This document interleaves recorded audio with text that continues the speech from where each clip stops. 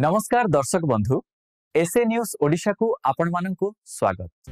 संत रामपाल जी महाराजंकर ज्ञान को नहीं एबे सोशल मीडिया रे बहुत चर्चा चली। तेबे आमे आज आलोचना करिबा संत रामपाल जी महाराजंकर ज्ञान विषय रे एवं प्रकृत रे यह शास्त्र सम्मत की नुहे प्रमाण आधार रे आज विचार करिबा।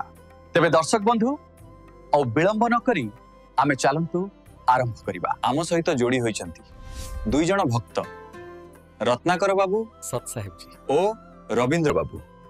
सर संत रामपाल जी महाराजंक सान्निध्य रे जो सत्संग आयोजन होईछि देखा जाउछि जे बहु संख्या रे श्रद्धालु सत्संग रे शामिल होउछंती। संत रामपाल जी महाराजंक सत्संगर विशेषत्व कोन से विषय रे टिके कहंतु। सर देखंतु संत रामपाल जी महाराजंकर सत्संग होउछि शास्त्र प्रमाणित अटे। सत्संग समय आपण देखिथिबे संत रामपाल जी विभिन्न शास्त्रर प्रमाण देखाई सत्संग करिथांती। जेउठी अन्य कथावाचक और संत माने केवल मनगढ़ा कथा कहिथांती एवं नाच गीत म्यूजिक माध्यम रे लोकमानंकु आकृष्ट करबा को चेष्टा करिथांती। मे लोकमाने अनुभव करूछंती जे संत रामपाल जी महाराजंक ज्ञान शास्त्र आधारित तेणु लोकमानंकु यह पसंद होउछि। धन्यवाद रत्नाकर बाबू। आपणकर प्रस्तुत तथ्य आमर दर्शकंक पई विश्वसनीय अटे।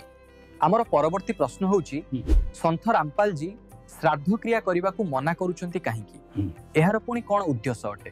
देखंतु प्रथमतः आम शास्त्र रे श्राद्ध क्रिया विषय रे केउठी भी उल्लेख नाही। द्वितीय रे गीता अध्याय 9 रो श्लोक 25 रे कुहा जाईछि जे देवता माननकु पूजा करूथिबा मनुष्य माने देवता माननकु प्राप्त हुअंती। पितृपुरुषों को पूजा करुवा मनुष्य पितृपुरुषों को प्राप्त हुअंती।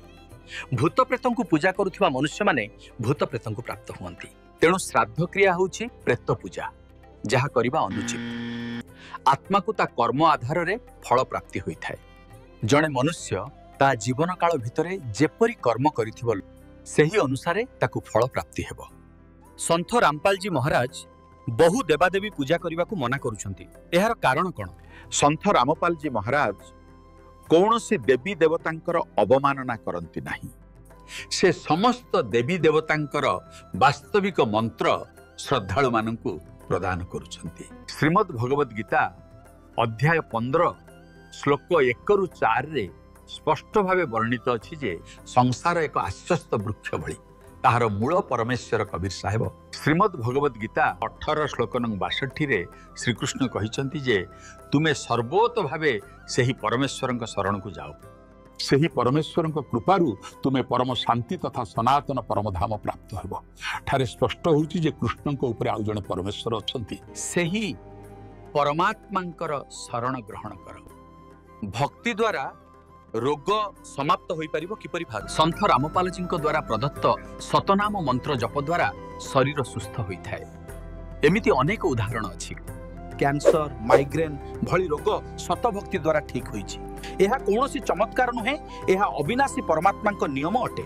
जेपरि सूर्यर आलोक अंधार को हटाए सेपरि सतनाम द्वारा पाप दूर हुए, दुख कष्ट दूर होई थाए। सद्गुरु किए आमे किपरि चिन्हिबा? गीता अध्याय 4 श्लोक नंग 34 रे कुहा जाईछि सतगुरु से अटंती जिए तत्व ज्ञान प्रदान करी जन्म मृत्युर रहस्य विषय रे कहिबा सहित सतलोक प्राप्तिर रास्ता देखांती। संत रामपाल जी महाराज वर्तमान समय रे एकमात्र तत्वदर्शी संत अटंती। से वेद गीता और कबीर वाणी रु प्रमाण देई प्रमाणित करूछंती जे परमेश्वर किए, मुक्ति किपरि मिली परिबो। धन्यवाद रत्नाकर बाबू, रविंद्र बाबू।